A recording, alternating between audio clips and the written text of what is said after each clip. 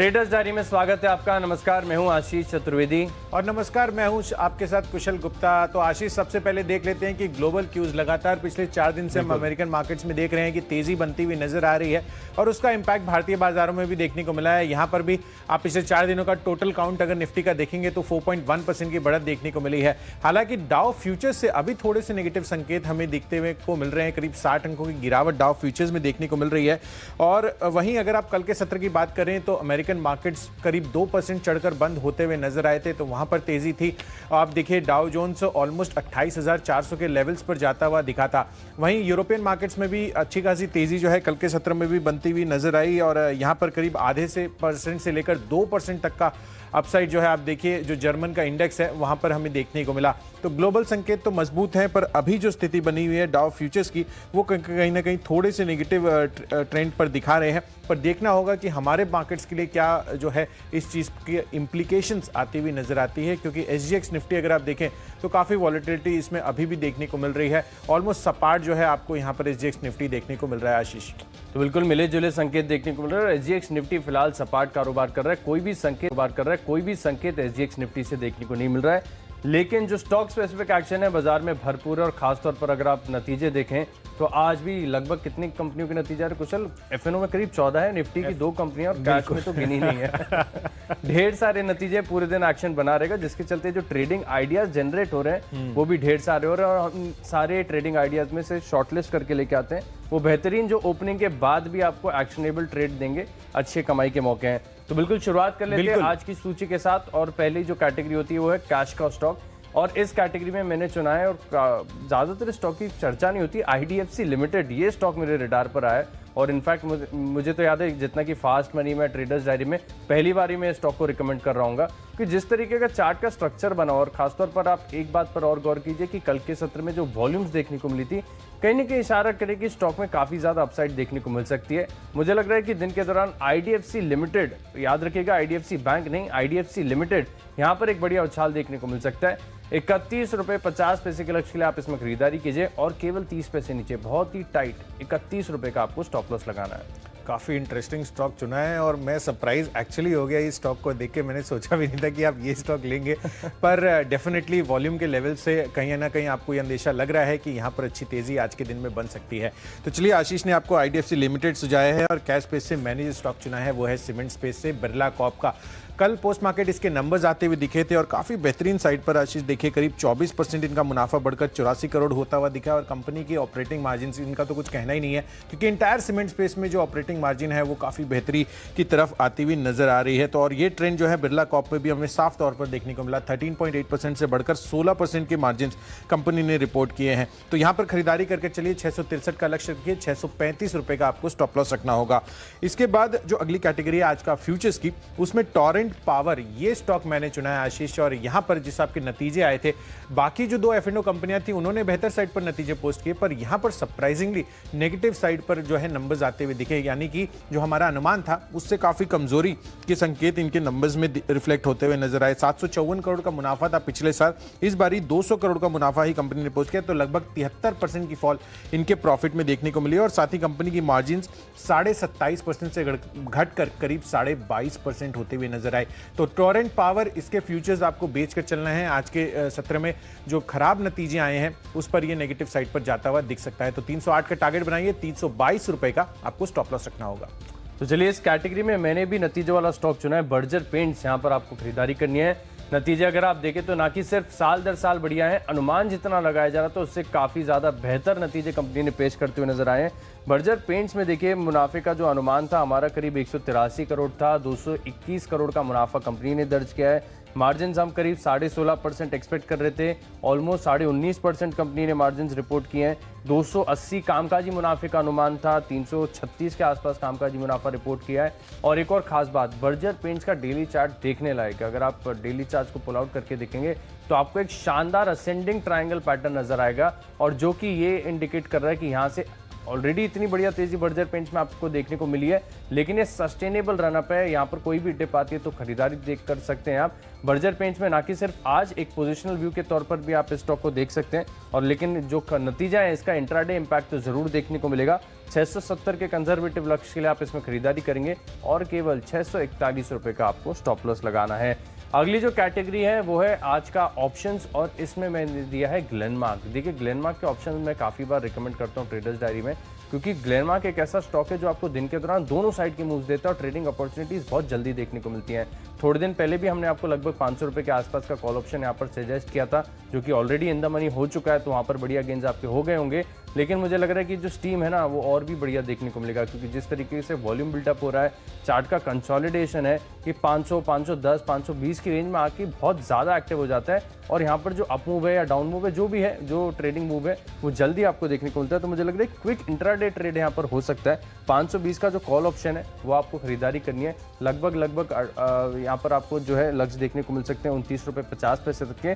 Stop loss आपको लगाना होगा 16 रुपये का। बिल्कुल आशीष, तो आज तो ग्लेनमार्क नंबर्स भी आने वाले हैं, तो उससे भी एक्सपेक्टेशंस बनी हुई है कि किस तरह के नंबर्स आते हैं, और यहाँ पर काफ़ी अच्छी तेज़ी बनती हुई नज़र आ सकती है, जिस आपका चार्ट वाइज आशीष जो है आपको ट्रेंड बता रहे हैं। तो चलिए, ऑप्शन में आशीष ने आपको बताया ग्लेनमार्क फार्मा, और मेरी सूची में जो ऑप्शन कैटेगरी का स्टॉक चुना है वो है मैंने ऑटो एंड सिलेज स्पेस से भारत फोर्ज का। आप देखिए पिछले कुछ दिनों से जिस आपकी तेज़ी इसमें बनती हुई नजर आई थी, जो क्लास 8 ट्रक के ऑर्डर्स आते हुए दिखे थे, उससे मोमेंटम इसमें बनता हुआ नजर आया है स्टॉक में। और अगर आप देखें कल का चार्ट भी, तो यहाँ पर भी काफ़ी बढ़िया तेज़ी के साथ ये बंद होता हुआ नजर आया। तो मुझे लग रहा है कि आज बाजार का मूड माहौल भी अगर आप देखें तो अमेरिकन मार्केट्स में तेज़ी है, और साथ ही यूरोपियन मार्केट्स से भी अच्छे संकेत देखने को मिल रहे हैं। तो उस लिहाज से जो भारत फौज है वो आपको खरीद कर चलना है। 470 का कॉल ऑप्शन खरीदे, 24.5 रुपए का भाव है। 33 रुपए के टारगेट के लिए खरीदारी कीजिए, और यहाँ पर जो आपको स्ट्रिक्ट स्टॉप लॉस लगाना है वो होगा 20 रुपए का। लिस्ट को आगे बढ़ाए इससे पहले मेरी लिस्ट में एक छोटा सा करेक्शन है। आईडीएफसी लिमिटेड, ये स्टॉक मैंने आपको बताया था कैश की कैटेगरी में खरीदारी करने के लिए। यहाँ पर एक स्टॉप लॉस में थोड़ा सा मेरी तरफ से टाइप हो गया था। 30 रुपए 30 पैसे के आसपास की कल की क्लोजिंग है, तो केवल 30 पैसे नीचे आपको 30 रुपए का स्टॉप लॉस लगाना है। मैंने आपको गलती से 31 कह दिया था। 31.50 का जो है आपका लक्ष्य होगा, और 30 रुपए का जो है आपको स्टॉप लॉस लगाना है। प्लीज एक बार जो करेक्शन है वो रिपोर्ट कर लीजिए आप। आईडीएफसी लिमिटेड 30 रुपए का स्टॉप लॉस होगा। तो चलिए लिस्ट को आगे बढ़ाते हैं। अगली जो कैटेगरी है वो है टेक्नोपेक। कुशल, टेक्निकली कौन सा स्टॉक पसंद आ रहा है? सन फार्मा क्योंकि यहाँ पर ना अभी फार्मा स्पेस में अगर आप देखें तो यूएस का जो एक्सपोजर है इन सभी कंपनियों का, आप देखिए इसकी टायरो फार्मा जो है सब्सिडरी भी है वहाँ पर, और कहीं ना कहीं जिस आपके वहाँ से रुझान आ रहे हैं यूएस की तरफ से, फार्मा स्टॉक्स जो थे काफ़ी एक्टिव होते हुए नजर आ रहे हैं, और काफ़ी अच्छी तेज़ी हमें पिछले 2-3 दिनों में इन सब पूरे सेक्टर में हमें देखने को मिल रही है। इनफैक्ट सन फार्मा का कल मैं चार्ट भी देख रहा था, तो यहाँ पर ऑलमोस्ट दिन के हाई पॉइंट पर ये जाकर बंद होता हुआ नजर आया था। तो जो मोमेंटम बना हुआ है फार्मा स्पेस में, मुझे लग रहा है कि यहाँ पर तेजी बनती हुई नजर आ सकती है। इनफैक्ट इनके नंबर्स भी अगर हम देखे थे 2-3 दिन पहले आते हुए नजर आ रहे थे, और नंबर्स काफी शानदार थे, मार्जिन के लिहाज से भी काफी बढ़िया परफॉर्मेंस इन्होंने दिखाया था। तो रिजल्ट का एक तो ट्रिगर साथ में चल रहा है, और जो यूएस से जिस आपको रुझान आता है वो दिख रहा है। फार्मा स्पेस काफी बेहतरीन जो है आज भी काफी आउट परफॉर्म करता हुआ नजर आ सकता है। तो इसलिए मैंने सन फार्मा को चुना है, इसको आपको खरीद कर चलना है, और 527 रुपए का आपको इसमें टारगेट बनाना होगा, और 506 रुपए का स्टॉप लॉस रखना है। तो चलिए एक चीज़ मैं भी ऐड करना चाहूँगा कि मेरी लिस्ट में भी अगर आप देखें तो 2 फार्मा के स्टॉक है, और मैं भी देख रहा था ये कि कहीं ना कहीं पिछले 2 हफ्ते से जो फार्मा स्पेस है काफ़ी ज़्यादा म्यूटेड था, लेकिन जिस तरीके से चार्ट के स्ट्रक्चर और ब्रेकआउट्स लगभग सभी चार्ट्स पर देखने को मिल रहे हैं, मुझे लग रहा है कि फार्मा स्टॉक्स जो हैं फिर से दोबारा मोमेंटम में आते हुए नजर आएंगे। मैं भी बिल्कुल आपकी तरफ से सहमत हूँ। मैंने टेक्निकली स्टॉक चुना है गेल। ये फिर से कहीं ना कहीं आप देखिए उम्मीद दे रहा है रिवर्सल की। हालांकि मैं एक चीज़ क्लैरिफाई कर दूं, इसने पहले भी काफ़ी सारी जो उम्मीदें उन्हें निराश किया है, लगातार पैटर्न बनाए, फिर वो पैटर्न फेल हो गए, नेगेट हो गए, गिर गए स्टॉक्स वहाँ से, और लगातार यहाँ पर डाउन साइड देखने को मिली। ओएनजीसी और गेल, अगर इनके fundamentals, market size, positioning, dividend yield अगर आप देखेंगे तो बहुत ज़्यादा अट्रैक्टिव है। इन सब चीज़ों को देखिए, कभी कभी कैसा होता है ना कि अगर आप एक डिलेमा हो जाता है, फंडामेंटली और टेक्निकली भी चीज़ें देखते हैं तो थोड़ी सी कहीं ना कहीं कंफ्यूजन क्रिएट हो जाती है। गेल क्योंकि फंडामेंटल तौर पर अगर आप देखें तो मुझे स्टॉक बहुत ज़्यादा पसंद आता है, और टेक्निकल चार्ट पर कल के सत्र में लगभग 5% का उछाल यहाँ पर देखा गया है। अच्छी वॉल्यूम्स के साथ खरीदारी देखने को मिली है, और जिस तरीके की लंबी गिरावट के बाद एक खरीदारी आई है, मुझे लग रहा है कि एक रनअप यहाँ पर देखने को मिल सकता है। इंट्राडे बेसिस पर 91 रुपए के लक्ष्य के लिए आप इसमें खरीदारी करेंगे, और स्टॉप लॉस आपको केवल लगाना होगा 86 रुपए 80 पैसे का। चलिए, जो अगली कैटेगरी है वो है फंडा पैक, और यहाँ पर भी एक नतीजों वाला स्टॉक मैंने चुना है। नतीजे भरपूर है। डालमिया भारत, शानदार तोड़फोड़ नतीजे यहाँ पर देखने को मिले, क्योंकि आप मुनाफा देखिए 27 करोड़ से बढ़कर 232 करोड़। ये आंकड़ा ही अपने आप में स्टॉक में 5 से 10% का उछाल लाने के लिए काफी है। 10 गुना प्रॉफिट 10 गुना प्रॉफिट यहाँ पर देखने को मिला है। इनफैक्ट इससे भी बेहतर एक नतीजे है मेरे पास में, मैं आपको बताऊंगा। एबिटा मार्जिन्स देखिए 21% से बढ़कर 29%। अर्निंग साइकिल में जबरदस्त रिवाइवल देखने को मिला है। आप देखिए एबिटा मार्जिन्स यहाँ पर 50% जो है 50% बढ़ा है। इनकी जो आय है 8% बढ़ी है। शानदार नतीजे हर पैरामीटर और रिजल्ट्स के लिहाज से आशीष एक और चीज मुझे अभी स्ट्राइक की कि भाई हम क्वार्टर ऑन क्वार्टर कंपेयर नहीं कर रहे, हम वाई कंपेयर कर रहे हैं। जब कोविड का कुछ भी नहीं था तो उस लिहाज से भी देखें तो काफी सिग्निफिकेंट अपटेक हमें देखने को मिली इनके नंबर्स में। बिल्कुल, सारे ही सेक्टर्स में देखिए, फार्मा में देख लीजिए, कंज्यूमर में देख लीजिए, कंज्यूमर डिस्क्रिशनरी में देख लीजिए, वाई ग्रोथ देखने को मिल रही है। अपने आप में चौंकाने वाला है जिस तरीके से अर्निंग साइकिल रिवाइव हो रही है। अब ऐसा लग रहा है कि 12,000 पे जो निफ्टी है ना वो सही है, जस्टिफाइड है। तो चलिए, डालमिया भारत यहाँ पर 2490 रुपए के लक्ष्य के लिए आपको खरीदारी करनी है, और यहाँ पर जो स्टॉप लॉस लगाना होगा 2360 रुपए का। डालमिया भारत में दिन के दौरान अच्छी तेजी देखने को मिल सकती है। कुशल, आपको फंडामेंटली स्टॉक कौन सा पसंद है? बिल्कुल आशीष, तो फंडामेंटली जो मुझे स्टॉक पसंद है, आप जैसे हम फार्मा पर डिस्कस कर ही चुके हैं, तो आईटी स्पेस से ई क्लर्क्स मुझे पसंद आ रहा है। और यहाँ पर फंडामेंटली जो स्टॉक है काफ़ी मजबूती इन्होंने पिछले कुछ दिनों में दिखाई है। इनफैक्ट अगर हम देखें तो इनके जो नंबर्स आते हुए दिखे हैं कल पोस्ट मार्केट, वो भी काफ़ी बेहतरीन साइड पर है। और यहाँ पर अगर हम मार्जिन्स की बात करें तो 22% से बढ़कर ऑलमोस्ट 28.5% की मार्जिन्स कंपनी रिपोर्ट किया, और साथ ही कंपनी का मुनाफा 39% बढ़कर करीब 61 करोड़ पर आता हुआ नजर आया। और फंडामेंटली भी अगर हम बात करें तो मैं पिछले 5 साल का रिटर्न और कैपिटल एम्प्लॉयड देख रहा था, तो वहां पर 29% का लेवल इन्होंने दिया है। और साथ ही कंपनी का जो प्राइस टू इक्विटी है, जो पीई रेशियो है, वो बहुत ही अट्रैक्टिव है। आप देखिए 10.5 के लेवल्स पर जो है ई क्लर्क्स का पीई ट्रेड कर रहा है, तो काफ़ी अट्रैक्टिव है प्राइसिंग के लिहाज से। और कंपनी पूरी तरह से कर्ज मुक्त है, तो जाहिर सी बात है कि ये इतने सारे ट्रिगर्स जो है फंडामेंटली तो इस स्टॉक को डिफाइन कर ही रहे हैं। साथ ही कंपनी की जो नंबर्स आते हुए दिखे हैं वो भी काफ़ी बेहतरीन रहे हैं। तो ई क्लर्क्स यहाँ पर आपको खरीदारी करके चलनी है। 3 महीनों की अवधि के लिए 900 रुपये का टारगेट बनाना होगा। तो चलिए, फंडामेंटली जो है ये स्टॉक आशीष मुझे काफ़ी पसंद आया था आईटी के लिहाज से। तो नंबर्स की तरफ से तो कोई दिक्कत नहीं है, और साथ ही फंडामेंटली मैंने आपको सारे क्यूज बता ही दिए हैं, तो नंबर्स तो काफ़ी बेहतर है। इसके अलावा अगली जो कैटेगरी है हम उसकी तरफ बढ़ते हैं, और वो है इन्वेस्टमेंट पिक।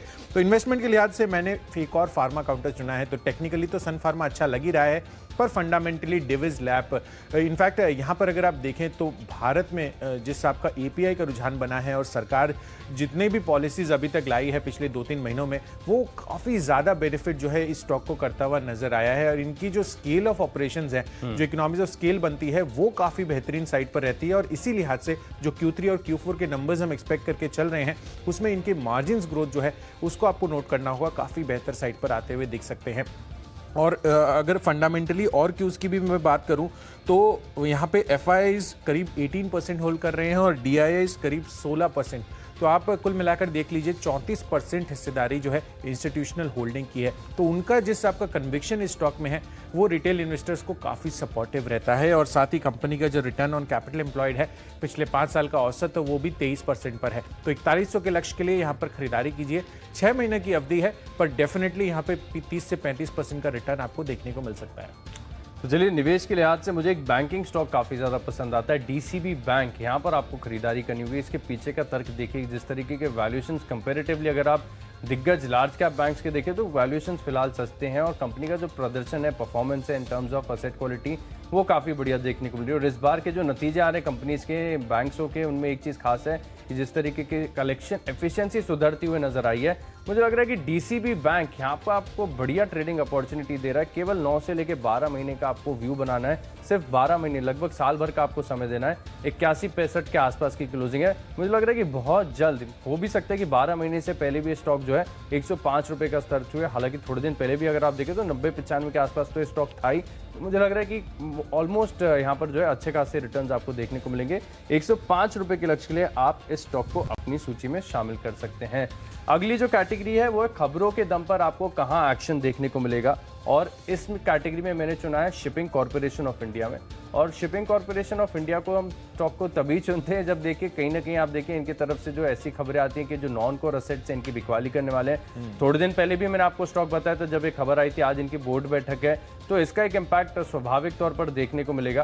तो मुझे लग रहा है 51.10 की क्लोजिंग है, 52.80 के लक्ष्य के लिए आप इसमें खरीदारी करेंगे और केवल 50 रुपये 80 पैसे का स्टॉप लॉस लगाना है। लेकिन एक बात जरूर याद रखिए कि अगर ये स्टॉक आपको ऑलरेडी 5 से 6% ऊपर प्री ओपनिंग में दिखे तो एक बार के लिए छोड़ दीजिए। एक्शनेबल ट्रेड्स के आइडिया आपके पास भरपूर है। बिल्कुल आशीष, तो खबरों के दम पर शिपिंग कॉर्पोरेशन ऑफ इंडिया पर नजर रखिए और इसके अलावा मैंने जो स्टॉक चुना है खबरों के दम पर वो है पीजी इलेक्ट्रोप्लास्ट का। नंबर्स काफ़ी बेहतरीन इनके आते हुए भी नजर आए हैं। इनफैक्ट यहाँ पर जो इनका मुनाफा है पिछले साल 70 लाख का था और इस बारी ऑलमोस्ट 3.25 करोड़ का मुनाफा आता हुआ नजर आया और कंपनी की मार्जिन्स में भी सुधार दिखा है, 5.6% से बढ़कर 8.5%। तो यानी कि अगर आप देखें तो लगभग 3% की बढ़त इनकी मार्जिन्स पर भी आती हुई नजर आई है। तो पीजी इलेक्ट्रोप्लास्ट यहां पर खरीदारी करके चले 112 रुपए के लक्ष्य के लिए और 105 रुपए का आपको स्ट्रिक्ट स्टॉप लॉस मेंटेन करना होगा। बढ़ते हैं अपनी अगली कैटेगरी की तरफ जो है माई चॉइस में, और यहां पर जो पहला स्टॉक है इस कैटेगरी का वो है चमन सेठिया एक्सपोर्ट्स। आप देखिए यहां पर जो नंबर्स आते हुए दिखे हैं काफी बेहतरीन साइड पर है। मुनाफा करीब 78% बढ़कर 16 करोड़ रहा है और कंपनी की मार्जिन्स में भी लगभग 5.5% का उछाल दिखा है। तो 94 के टारगेट के लिए यहां पर खरीदारी कीजिए, 88.5 रुपीस का आपको स्टॉप लॉस रखना होगा। दूसरा कॉल है मैट्रिमनी.com का। यहां पर भी नंबर्स मैं देख रहा था पोस्ट मार्केट काफी बेहतरीन साइड पर आशीष नंबर्स इसके भी आते हुए दिखे हैं। मुनाफा 32% बढ़कर करीब 10.5 करोड़ का है और साथ ही कंपनी की मार्जिन्स में भी लगभग 2 से 2.5% का उछाल हमें देखने को मिला है। तो दोनों फ्रंट पर काफी बेहतरीन प्रदर्शन है। तो यहां पर नतीजों के आधार पर मैट्रिमनी.com में खरीदारी कीजिए, 690 रुपए का टारगेट रखिए, 664 रुपए का आपको स्ट्रिक्ट स्टॉप लॉस लगाना होगा। और तीसरा कॉल माई चॉइस कैटेगरी का है चंबल फर्टिलाइजर्स का। आप देखिए फर्टिलाइजर इंटायर स्पेस जो है काफी बढ़िया अपमूव दिखाता हुआ नजर आया है पिछले क्वार्टर में भी, और इस बारी भी नंबर्स जो है इन्होंने काफी बेहतर पोस्ट किए हैं। 437 करोड़ का मुनाफा आया है 14% की बढ़त के साथ और साथ ही कंपनी की मार्जिन लगभग 3% बढ़कर 18.5% पर आती हुई नजर आई है। तो 171 का टारगेट इसमें रखिए, 162 रुपए का स्ट्रिक्ट स्टॉप लॉस मेंटेन करके चलिए। तो चलिए माई चॉइस में मेरा पहला स्टॉक होगा अदानी पावर कंपनी के नतीजे, और कंपनी के नतीजे आप देखिए कंपनी का जो मुनाफा है करीब 4 करोड़ से बढ़कर 2228 करोड़ हो गया है। अपने आप में देखिए बहुत बड़ी खबर है और अब यहाँ पर एक तेज उछाल देखने को मिलेगा। केवल 40 पैसे नीचे का स्टॉप लॉस लगाकर आप इसमें लॉन्ग पोजीशन ले सकते हैं। दूसरा स्टॉक है सिप्ला। यहाँ पर दिन के दौरान तेजी देखने को मिल सकती है। जैसा कि हमने बताया कि फार्मा स्टॉक्स दोबारा एक्शन में आ रहे हैं। 807 रुपए के लक्ष्य के लिए आप यहाँ पर खरीदारी करेंगे और केवल 790 रुपए के आसपास का आपको एक स्टॉप लॉस लगाना है।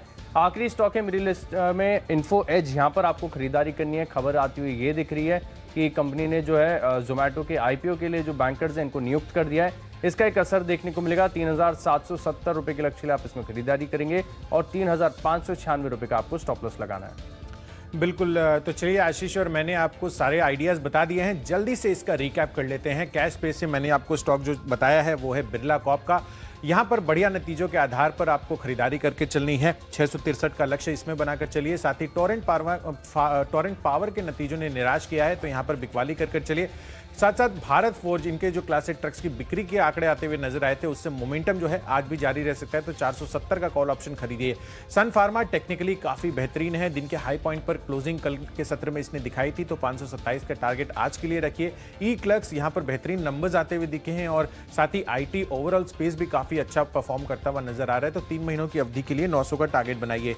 इन्वेस्टमेंट के लिहाज से एपीआई कंपनी डेविस लैब, इसमें आपको खरीदारी करके चलनी है। काफी बेहतरीन नंबर्स इनके भी आते हुए नजर आ सकते हैं। सैटरडे को इनके नंबर्स हैं और 4100 का टारगेट आपको इसमें बनाकर चलना है 6 महीनों की अवधि के लिए। साथ साथ पीजी इलेक्ट्रोप्लास्ट, यहां पर भी नंबर्स के लिहाज से काफी बेहतरीन है। ऑपरेशनल मुनाफा भी काफी बढ़िया आता हुआ दिखा है। 112 का टारगेट इसमें बनाइए।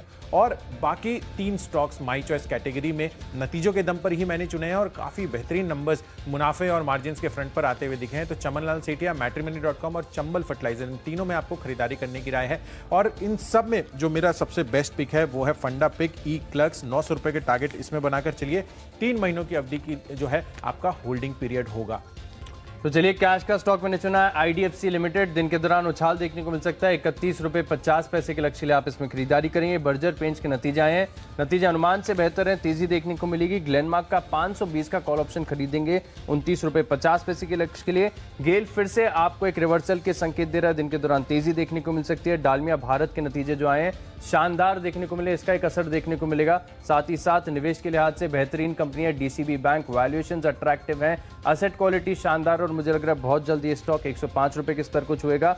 खबरों में शिपिंग कॉर्पोरेशन ऑफ इंडिया आज बोर्ड बैठक, इसका एक असर देखने को मिलेगा।